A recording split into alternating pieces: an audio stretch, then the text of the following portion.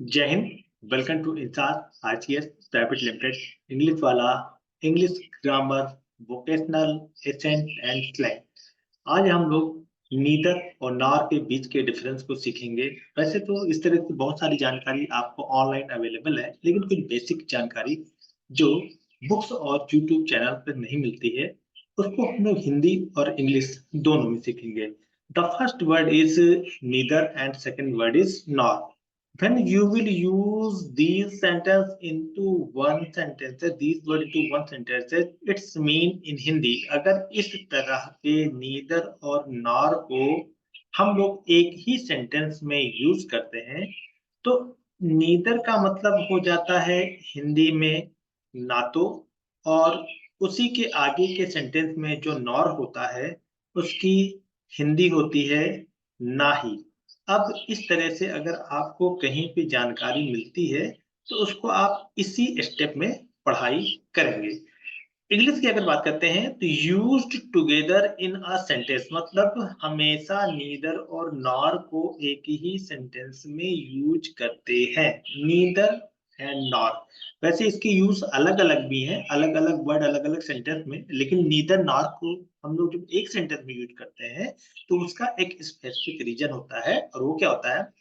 To show two or more things are not true और don't happen. मतलब इस तरह से जो भी वर्ड आएंगे एक सेंटेंस में, तो इसका मतलब ये होता है कि ये एक निगेटिव सेंटेंस है और ये एक नकारात्मक वाक्य लिखा हुआ है।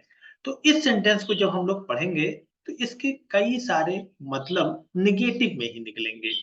और इसका एक रीजन और भी है, before only one noun and pronoun. इसका यूज जब भी किया जाएगा, आपको एक चीज बताते, नीदर का यूज आप जब भी करेंगे तो वहां पे इसके पहले ठीक नाउन या प्रोनाउन होगा, या नॉर का यूज भी जब भी करेंगे तो इसके पहले भी हमारा नाउन या प्रोनाउन होता है। मतलब संज्ञा या सर्वनाम के पहले इसका यूज किया जाता है। अब संज्ञा क्या होती है? संज्ञा किसी का भी कोई भी नाम हो, चाहे सजीव हो या निर्जीव है, अगर इस पृथ्वी पर है तो उसका कोई ना कोई नाम है और उसी को हम संज्ञा कहते हैं। तो संज्ञा का मतलब नाम होता है। अब प्रोनाउन क्या होता है? प्रोनाउन का मतलब होता है इन प्लेस ऑफ नाउन। मतलब किसी नाम को आप नाम से ना पुकार करके किसी अन्य शब्दों से बुलाइए। जैसे वह, तो वह हो गया हमारा प्रोनाउन, और राम ये हो गया नाउन। तो नाउन के स्थान पर ही सर्वनाम का उपयोग किया जाता है, और इसीलिए नाउन और प्रोनाउन एक दूसरे के प्लेस पर आते रहते हैं। यहाँ पे बातें बताई जा रही थी नीदर और नॉर को लेकर के, जो स्पेशली एक ही सेंटेंस में यूज हो रहे हैं, तो उसका हिंदी में वर्ड क्या आएगा। अब इसके एक एग्जांपल भी देख सकते हैं।